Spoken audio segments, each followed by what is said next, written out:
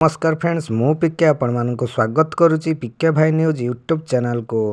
राज्य सरकार तरफ आसला आउ एक नुआ योजना प्रति गाँव में मिल चाकरी।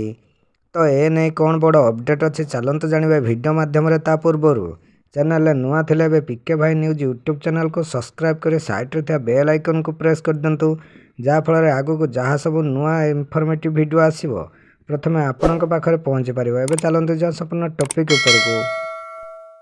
खूब शीघ्र गाँ गहली में 10,000 युवकों को विभिन्न क्षेत्र में नियुक्ति देव राज्य पंचायतराज विभाग। पानी पाइप काम, पंप ऑपरेटर, सौर पानीय जल जोगाण एवं विद्युत मरामती कार्य में नियोजित करने जिलापाल, बीडीओ, सर्वोच्च जंत्री, अधीक्षण जंत्री और निर्वाही जंत्री को चिठी लिखा जाइछि। सरकार पक्षर वसुधा जल जीवन मिशन दैनंदिन परिचालना और देखाशुना करेंगे गाँवर युवक। प्रत्येक पंचायत रे 2 जन को अस्थायी नियुक्ति दियाजिब। संपृक्त युवकों बयस 18 वर्ष अधिक होइथिब। सर्वनिम्न शिक्षागत योग्यता रही 8म श्रेणी पास।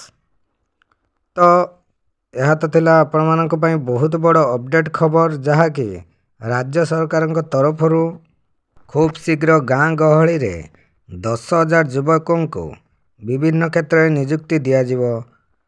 तो यह तो थिला आपण मानक पई बहुत बड़ अपडेट खबर। यही भली इनफॉर्मेटिव वीडियो पाइबा पई आम चैनल पिके भाई न्यूज यूट्यूब चैनल को सब्सक्राइब कर साइड रे बेल आइकन को प्रेस कर दियंतो। थैंक्स।